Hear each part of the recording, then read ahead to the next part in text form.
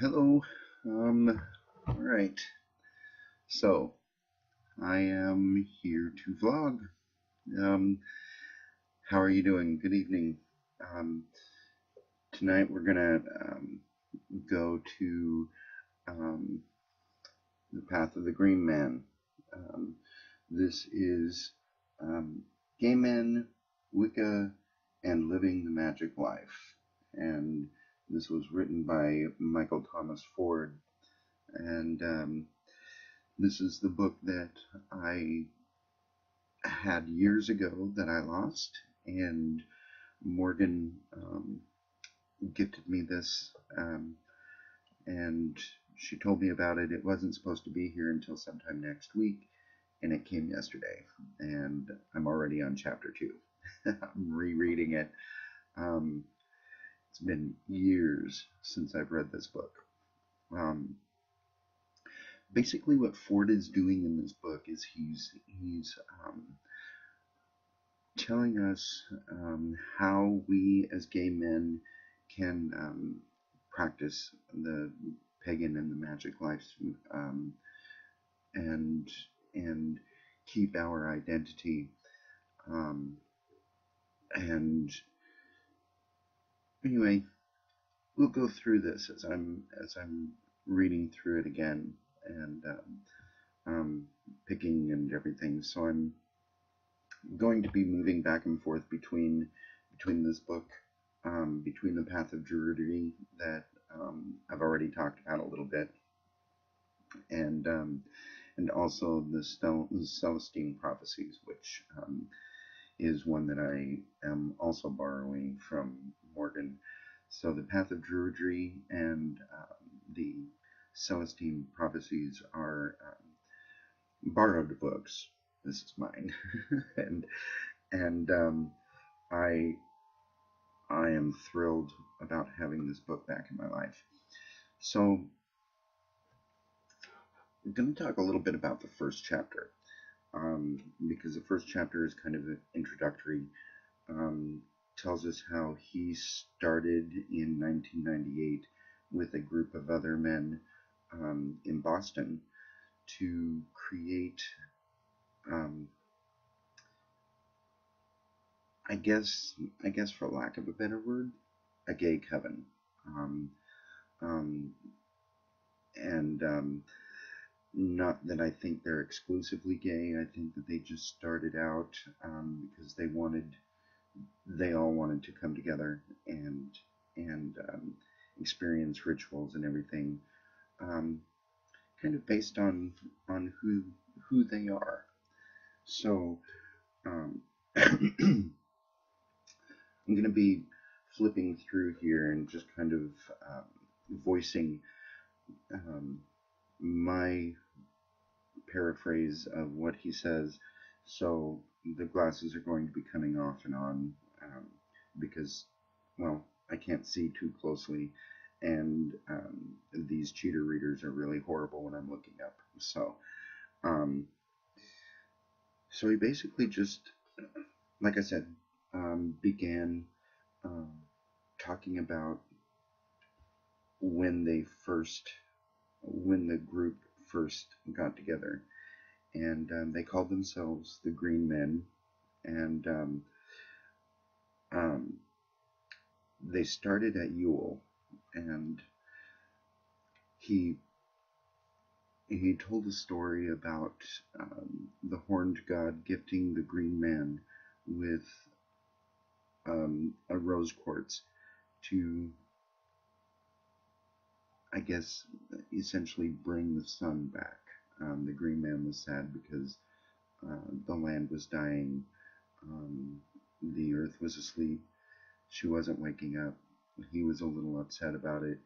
He went searching for something, and fought a blizzard, and and came upon, I guess, a godly grove, where the horned god gifted him with the rose quartz. So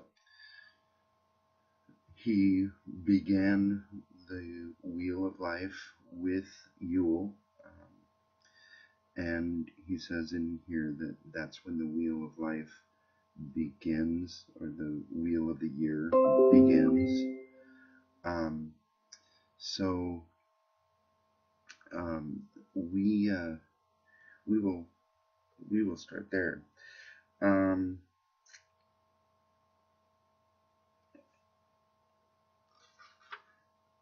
So he grew up in the Baptist church. He was sorry about that. I got my notification on my computer up a little loudly. But never mind. And he looked into Buddhism.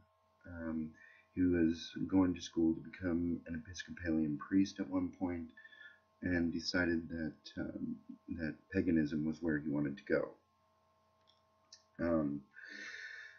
So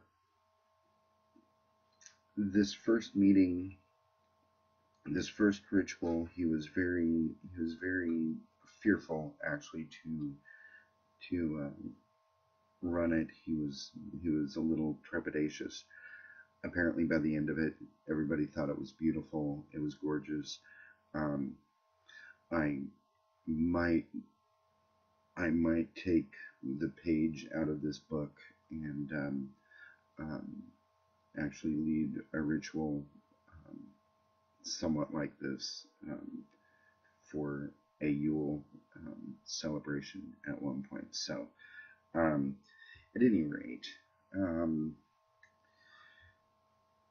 that was, I essentially just kind of boiled everything down of the prologue, just starting the beginnings. So what I want to do is I want to go into chapter 1, and I want to kind of, he gives a great history in chapter 1, and it actually starts with 3 words: witch, magic, pagan. And he then goes on to explain the differences of all of those words, how they relate to each other, how they're different, and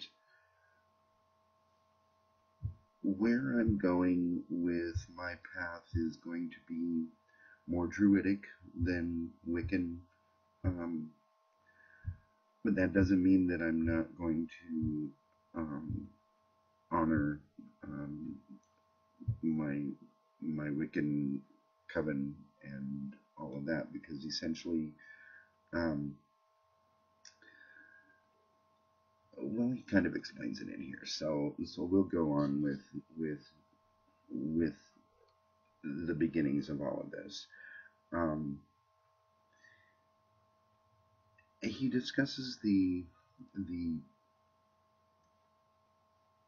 pictures of witches that we have right now at Halloween. It's an old crone with a wart on her nose flying through the air on a broomstick. We have the Wicked Witch of the East, Wicked Witch of the West, I mean, who is after Dorothy for her sister's death. We have the unnamed witch in the Hansel and Gretel that fattens Hansel up to eat him. And how when witches in these stories and in these fairy tales die, we all cheer. So he kind of brings a correlation to that, the fairy tales and all of that, to the witch hunts, the horrible couple hundred years, 400 years ago, that caused a lot of men and women to die.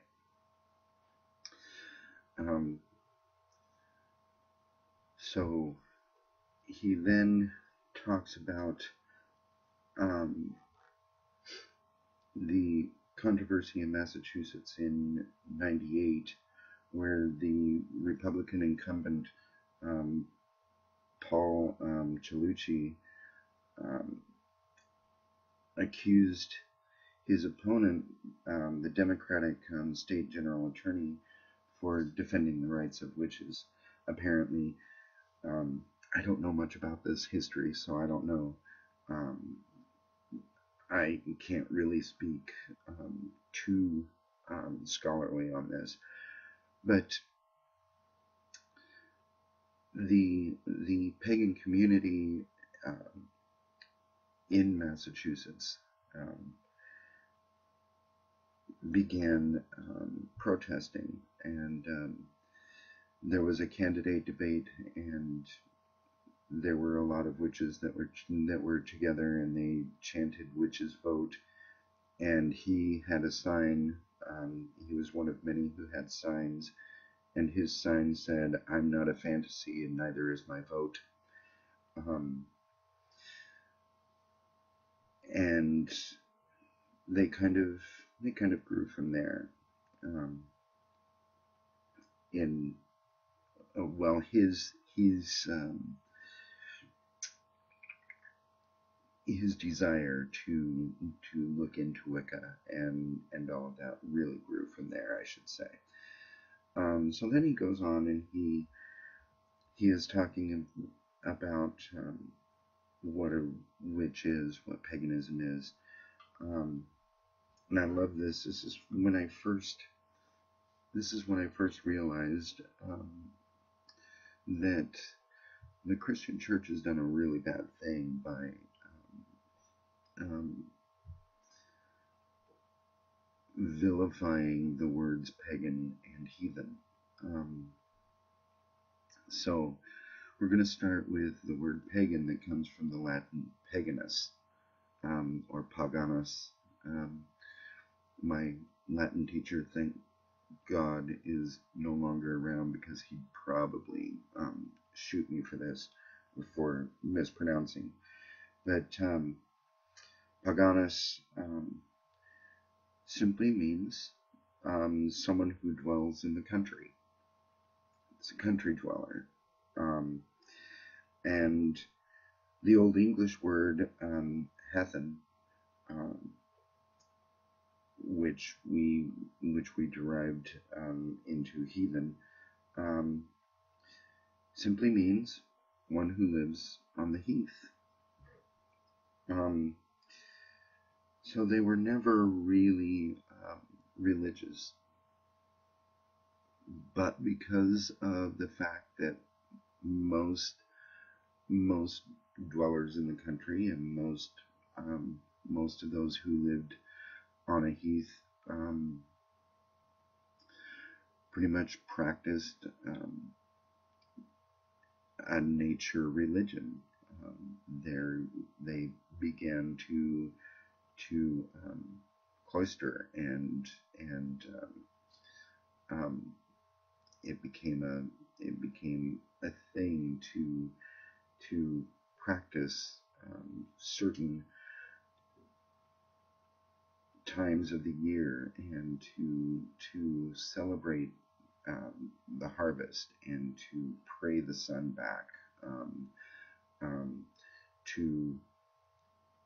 to celebrate the returning of spring, and all of that.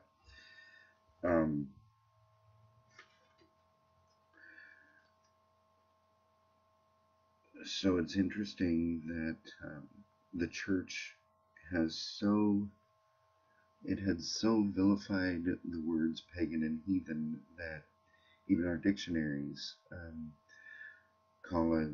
say that a heathen is a godless person, and that a pagan is an idolater.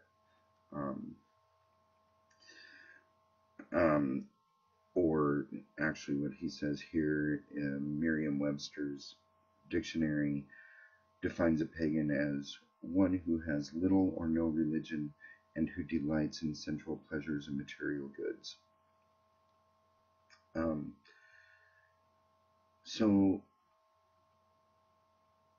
here's where I take it just one step further. The pagan religions basically were about the wheel of the year. It was about what was going on in the year. Um, um, it was about celebrating the harvest, and it was about ushering in the rise and the power of the O King and the Sun God, and um, understanding the rise and the death of the Holly God, and the rebirth of the sun. So we, when we look at that, we look at the fact that it was essentially the country people and the people who dwelt on a heath. They were explaining their world. My thought is they created their gods and their goddesses, um, um, Artemis, Gaia, um, um, Lunasa, Brigid.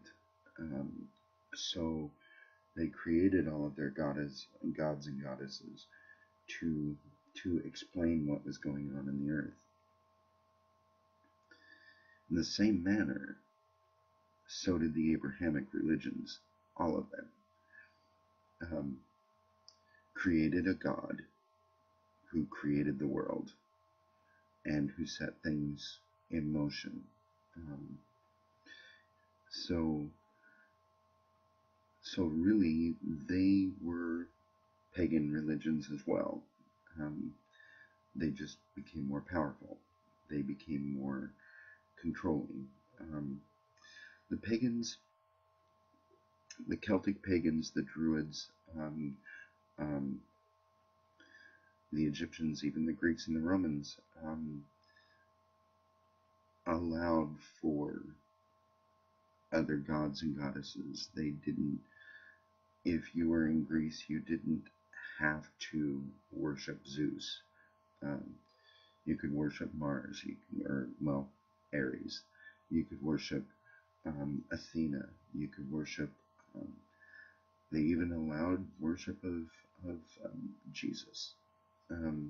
Same with the Romans. In the European pagan cultures, the Celtic and Germanic and Slavic and Scandinavian, it was pretty much the same way. It wasn't until the church came in and Christianized all of these pagan rites and rituals, the holy days, the Sabbats, the celebration of the full moon every month, the celebrations of the changes of the seasons. They Christianized them all. Ostara became Easter. Yule became Christmas. Christ's Mass. Even Samhain became All Saints Eve, and then All Saints Day. All having to, they were all related, were just sanctified. Samhain is celebration of well, a remembrance, I guess, of our dead, and it's a time when the veil is thin, and so the Christians took that, and the church created All Saints Day for that day, where you worshipped and honored saints rather than your ancestors. But I'm getting ahead of myself.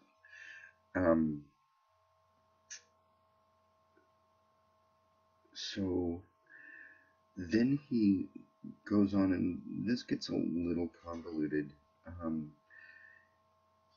He's he's discussing the difference between Wicca uppercase, Wicca lowercase, witch uppercase, witch lowercase, um, and um, I guess it's easier to just kind of read a little bit of this part, because seriously, he puts it better than I could anyway. Said, now how does witchcraft lowercase and Wicca uppercase fit into all this?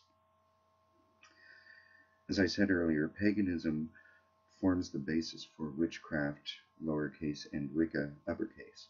It's fairly safe to say, if not always true, that witches are almost always pagans, but pagans are not necessarily always witches.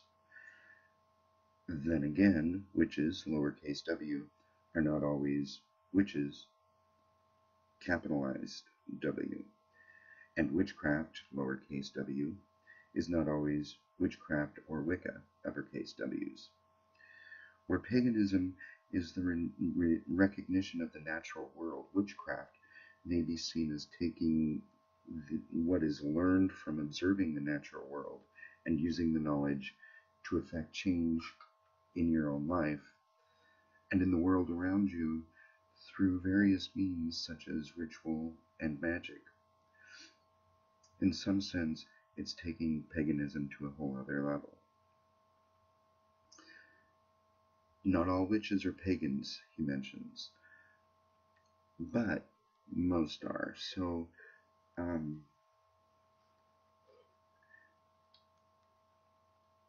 and I like too what he said, but not all pagans are witches. I guess to a certain degree I'm going to be more of a druid than what one would consider a witch, but saying it's more semantics in my head. Don't know if it's true, but for me it's a matter of semantics. But I do have the habit of calling myself a druid witch. So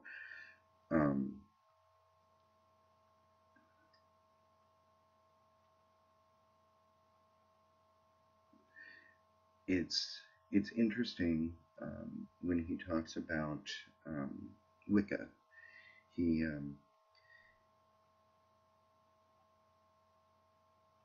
says that the term Wicca comes from the Old English word, which basically means wizard, and the feminine equivalent is wiki, with an E instead of an A. Excuse me, and that meant sorcerer or witch. And this is a point that I really want to point out, and that is when I talk about where I'm going with my path, what I want to do. A lot of people have said, well, you're a warlock, and no. The Old English word warlock is, it actually means breaker of an oath.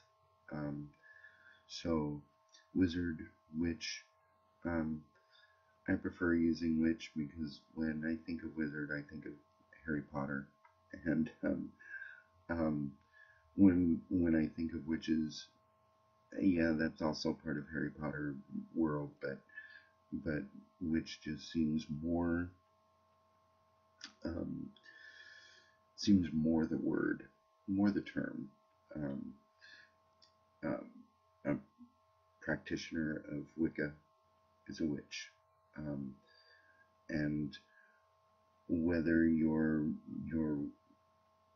Wiccan path leads to Egyptian or Eastern, Asian, or in my case Druid, you're a witch, male or female. So um,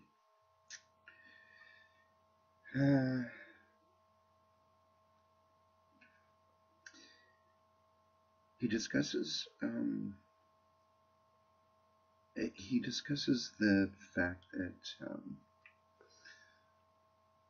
Wicca and paganism right now really, well, even back when this was written in 2008, and as far back as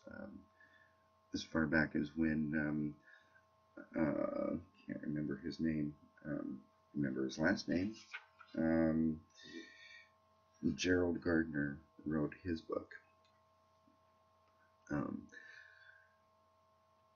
There was no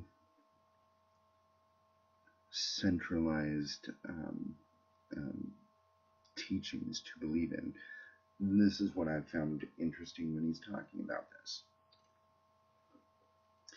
because we look at the Christian Church, and we have the Catholics who have a pope. We have the Lutheran Synod, who has their body board of governors. Same with the Episcopalians. We have the Anglican Church, who has the Archbishop of Canterbury. We have these centralized governing bodies in all of these religions, and all of these religions have their own regulations that they believe are their that is what their constituency, parishioners, whatever, need to follow. If they're going to follow the teachings of the Roman Catholic Church, they must have their children baptized. They must take their children to First Communion. They must participate in confession. They must participate in Mass. They must say the Rosary. They must and all of the Protestant churches have their regulations that they must follow. But paganism doesn't have a central governing body. The pagans have quite a few people who write books, who we look to as inspirations. Our coven has our high priestess, and our high priestess has a high priestess. So, but both of those women run each of their covens differently. They have different views of paganism, based on their lives, based on their interpretations of the world around them. I am going to be doing my personal practicing, my personal practice, in a different way than Jacob, another member of our coven, will do his. And so we're doing things together as a coven, coming together for rituals, supporting each other. But individually, we've found our own niche within paganism. I think that's beautiful. So you can have inspirational leaders, but there's no one centralized governing body, and no one tome of this is how you must do it.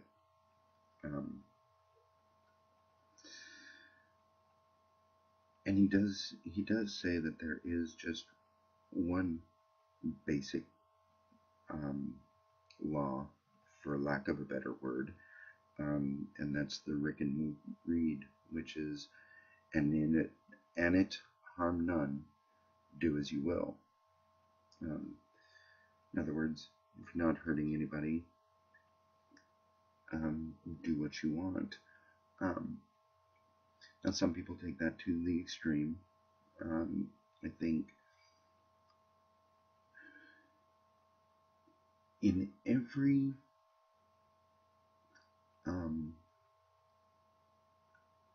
spiritual organization, you're going to have the crazies. You're going to have the ones who just go off the deep end. So you're going to have those who will say, well, it doesn't matter, I'm not harming anybody. And so you're going to have the crazies. You're going to have that fringe. You also have the ones on the other end that will freak out if you kill a spider. I say that for Morgan's benefit because she and I both think that spiders should die, at least if they're in the house. If they're outside, it's just creepy, but they're outside. But if they're in the house, they just need to die. But there are those who say, no, the Wiccan Rede says, harm none, but do what you will. You just harm that spider. I think you can go way too far in that direction as well, because if you think about it, if you're an omnivore, you are essentially harming an animal when you kill it to eat it. Well, then people say, well, that's why I'm a vegan. Well, then I would argue you don't think that the plants get harmed when you rip their fruit off of them. It's kind of harming a plant, and to that I say my staff that I got. I can't see it. My staff that I got from the old man. It was on the ground. It had fallen during the windstorm. Same with my wand. I'd show it to you, but it's in a window, gathering energy from the full moon and the sun. But my wand also fell during the windstorm. I didn't harm the old man. I thanked him for giving these things to me because they are both so perfect. So probably spent a little too much time on the Wiccan Rede, but just wanted to say that that's probably the only law that is pretty much universal in paganism.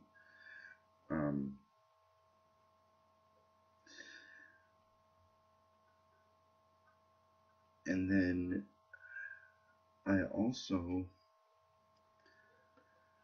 related to the teachings attributed to Jesus, staying on the Wiccan Rede. Do what you will, but harm none. Tim Gwaine paraphrase there. Sounds a whole lot like do unto others as you would have others do unto you. Wiccan Rede, Golden Rule, I think it's the same thing. So in this whole talk that I'm going on as far as this book goes,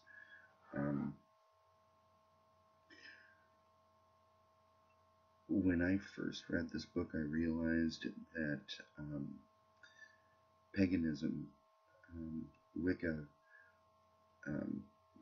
Druidry is not as diametrically opposed to the teachings attributed to Jesus as the Christian Church would like us would like to have us believe. They're essentially the same. The Son, S-O-N, is born on the 25th of December,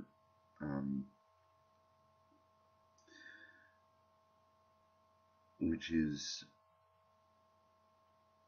3 days after Yule, when the sun actually is at its lowest. Yule, the sun is at its lowest, and it stays at its lowest until the 25th, when it begins to rise, and the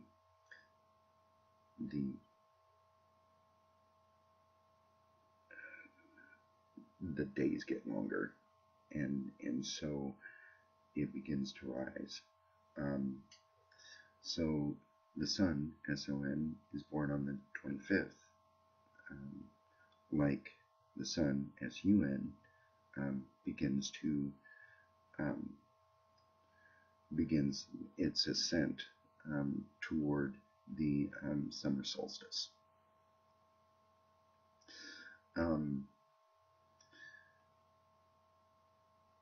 And the vernal equinox is when Apollo, the sun god, reaches his power, and it's the equal amount of time that the sun and the moon share the sky for the vernal equinox. And then the days get longer until the summer solstice, when then it is the longest day of the year, and then the days begin getting shorter. So again, it's going to be the process. He explains a lot in this book, and then he tells a story of the green man's walk through the year. So we're going to go through all of that with this book.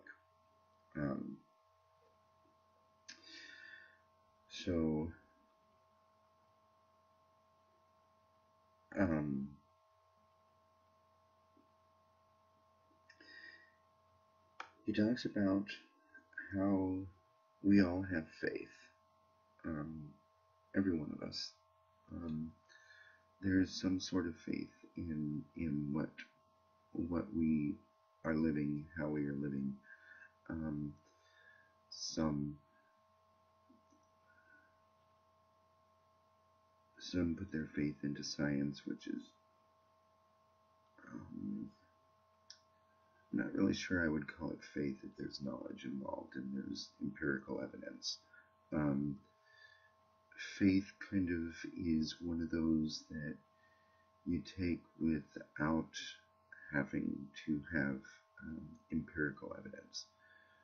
Do I have the empirical evidence that the old man gives me strength and that he rejuvenates me? I don't know if you can record that. I don't know if there's a Geiger counter for that. I do know that while sitting there, I do feel rejuvenated. It's a faith that I have that the old man is sharing his energy with me. But the empirical evidence is there that there was a windstorm and that I have a piece of his tree. The empirical evidence is that he's a strong tree because he's got life. His roots are very strong. He's very tall. He's very old. So the old man has been around for a while. It's a gorgeous, beautiful oak tree. So So there's empirical evidence that he's been there a while. There's empirical evidence that he's strong, that he's a healthy tree. But I have to take it on faith that he really is sharing his energy with me. So it's kind of one of those things that I'm reteaching myself after years of calling myself an atheist, an agnostic. I'm putting my faith in nature and putting my faith in the strength that nature gives me. So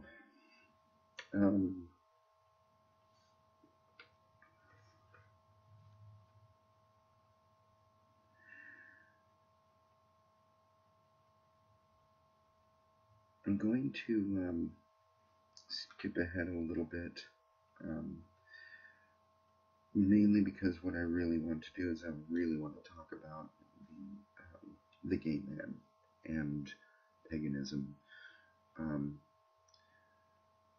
Gardner, when he wrote his book, hope I can find it.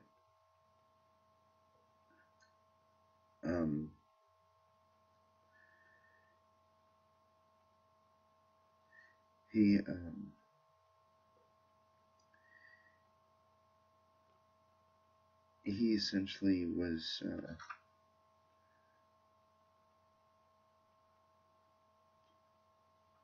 not really. He really didn't want to encourage homosexuality in Wicca. And again, this is Tim Gwynn paraphrase, like nobody's business, because I can't actually find it in here. I should have marked it. But he really focused on the goddess when he was writing. He almost to the complete exclusion of a god. He focused on the goddess, thus sort of creating the exact opposite of what the church is. The church is very patriarchal. He made it more probably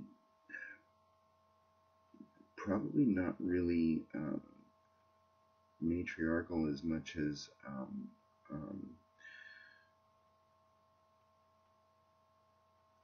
very feminine centered, and so men were kind of put to the back burner, and they were less important in the coven, and many all-female covens actually sprang from Gardnerian Wicca. So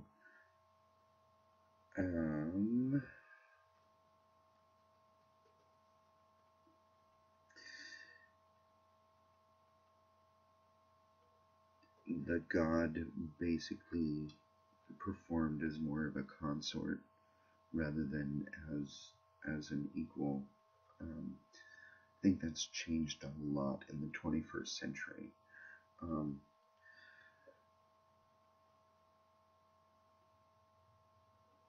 It was one of Gardner's adherents. What was her name? Let's see. Wish I could remember. Where's it at?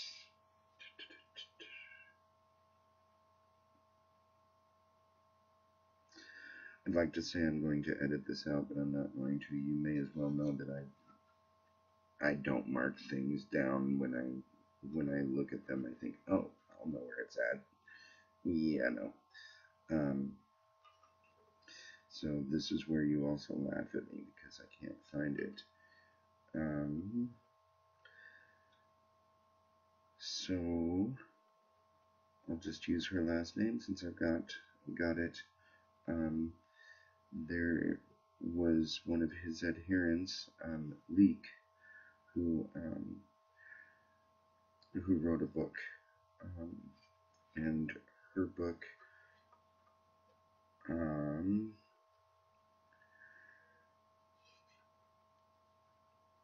really sort of got rid of, or I should say, kind of offended the gay men back in the 70s when she wrote it.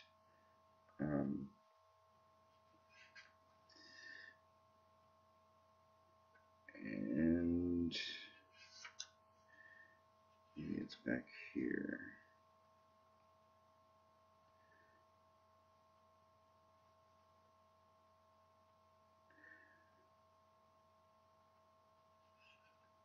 Okay, here it is. Sybil Leek's book. It was written in 1973, The Complete Art of Witchcraft. And she said, most black magicians, real or alleged, are sexual perverts. This may account for the parallel rise in homosexuality and murders in California. It says, stunned by this ignorant statement, I almost put the book down, but Leek goes one step further, including in her book a chapter titled The Place of the Homosexual in Witchcraft. Interested to see what she had to say, I read on. Witchcraft, Leek writes in her book, is a matriarchal religion, acknowledging the life force as a link between all its associates.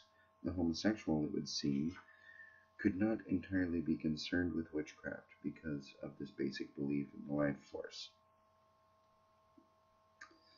She then compares homosexuals to young people who seek spiritual freedom in too many drugs and too much sex.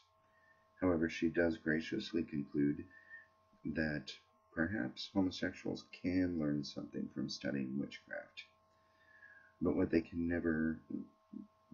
they can never rise to be part of the inner hierarchy of Wicca because of their inability to work within the bounds of the male-female polarity Leek deems necessary for successful magical workings.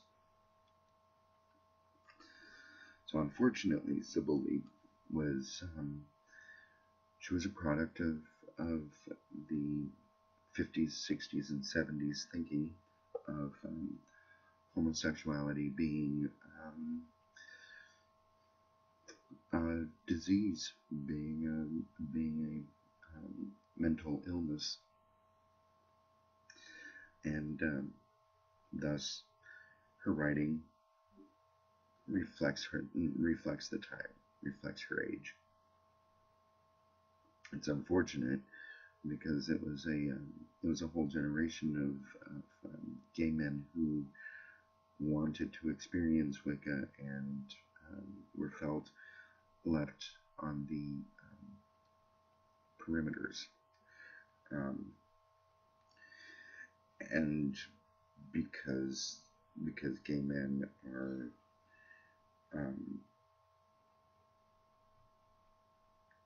not interested in the vagina, apparently, we can't be a part of a matriarchal culture. So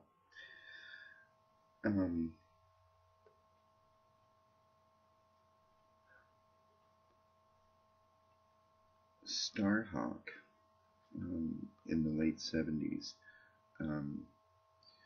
she wrote the book The Spiral Dance, which I really want to read.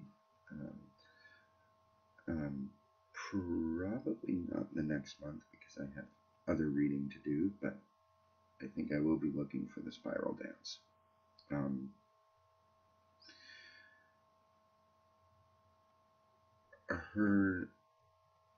Her interpretation of witchcraft is very different from Gardner's and Meek's, and she does in fact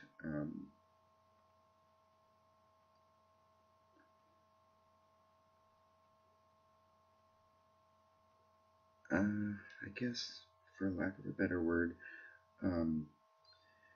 she does really lean toward the matriarchal witchcraft, but less militantly, I guess, than Gardner and Leek did.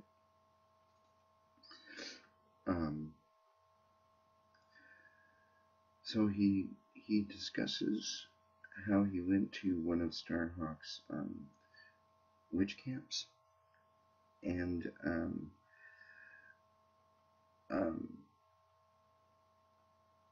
he actually got to interview her for his book Paths of Faith, which I think I want to get.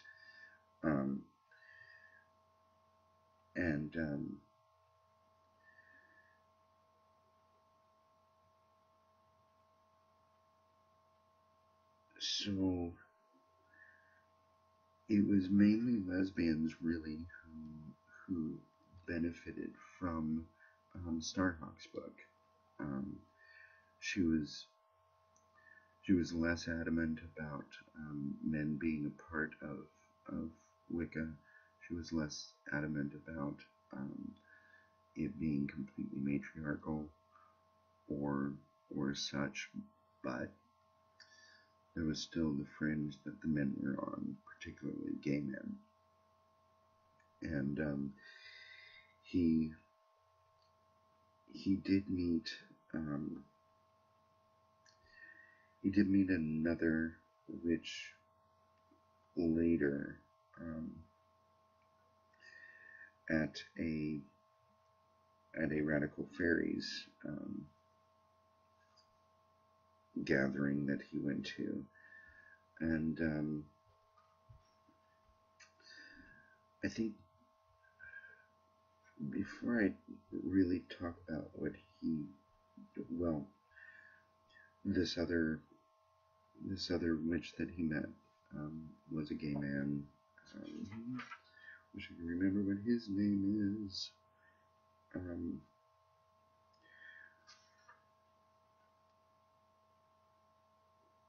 He met this guy, and it was exactly what he needed, and gave him kind of the encouragement that he wanted. And he discusses a few things that I sort of touched on without really going into it earlier, further on in this chapter. He talks about how there are some in the pagan community, and some within Wicca, who have very real lines that they've drawn. He had read Scott Cunningham's Solitary Practitioner book. I know that that's not the name. I can't remember exactly what the name is, but he read that book. And there are some who say, no, you have to be initiated into a coven. You have to have a coven of so much. You have to do this. You have to do that. You have to set your altar in a very certain way. This is the precise way that you set up your altar. You must ensure that this happens, that happens. the paragraph that he says all that is really kind of funny. A quick glance through any witchcraft-oriented website, book, or message board will yield numerous examples of the kind of infighting and posing. You can only be a witch if you're part of a coven, one site will admonish, while another posts information for the solitary practitioner.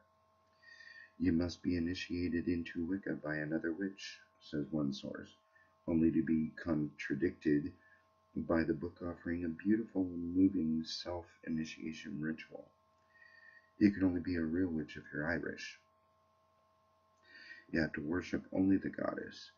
You need to procure a 3-foot silver dagger and rinse yourself in salt water collected in a seashell under a full moon, or you have no business calling yourself a Wiccan.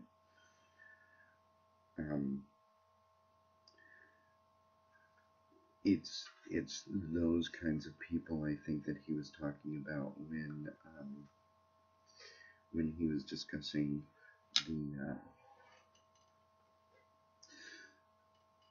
the whole Wiccan read and that type of thing, and he was talking about kind of the crazies.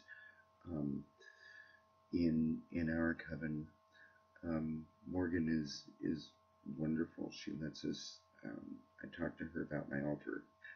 Said, okay, so this is where I'm thinking, and it doesn't fit with the way that the diagrams of the altars show that I should, but I kind of want to do this with it to tweak it so that I can have the representation of the god on the right side and the representation of the goddess on the left side.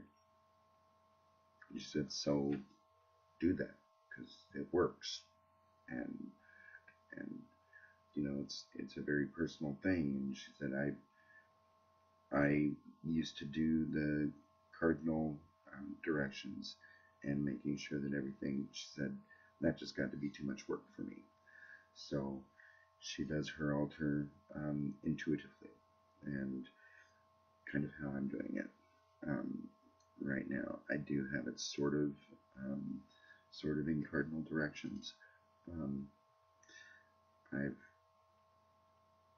flip-flopped a couple of the elements so that the fire can be on the god side and the water can be on the goddess side. But it's all basically still related.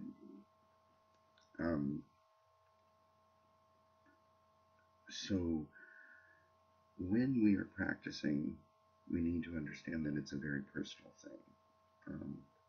And when we're setting up our altar, when we are meditating, when we are doing what we do, it's very personal. It's yes, you want to get together, and when you're doing your rituals with the coven, you want some cohesion, so you want your coven to kind of be with you when your priestess is running it. Your priestess officiates the ritual in a certain way. You've got to understand that that's how she's doing the ritual. If she's allowing one of the initiates to run a ritual for a certain holiday or whatever, then they must we must accept that, and we must be a part of it. I think that just goes without saying, but apparently some people think that you should. But the thing is that we can all be our own, and that's what I love about this. So I essentially told you the story that he writes in the first chapter. Again, he talks about the green man finding the horned god and receiving the rose quartz that he takes back to his home that was without a fire and was not warmed, and the rose quartz warms him. He was given a cloak to replace his tattered one. The horn god gave him a new warm cloak. He is able to light a fire in his fireplace and light candles to lighten up his darkened cabin, to bring the light in. And through the year, he is to hold on to the rose quartz, and when it gets so big, he's to hold it into his heart. He's to take the light and essentially birth it. And when the time is right, when it gets too big for him to hold in his heart, he needs to let it go, and that's what the horn god tells him. So this is a beautiful story. This is what made me fall in love with the Green Man. This entire book is just beautiful. So I talked for a very, very long time. I don't even know how long this is. And I apologize for not marking some of those names and getting right to them when I could have. Try to do a little bit better planning next time. But that is a little bit about the Green Man. The Path of the Green Man is a wonderful book. I'm going to really enjoy rereading it, having it back in my library, using it as a resource, and expanding my knowledge and growing this year with the Green Man in my coven, learning Druidry. This is an amazing path that I've chosen to take, and I can't see me doing anything else. I've been a Mormon, I've been a fundamentalist Christian, I even went to the Methodist Church for a while. I've done a lot. I've considered myself an atheist, agnostic.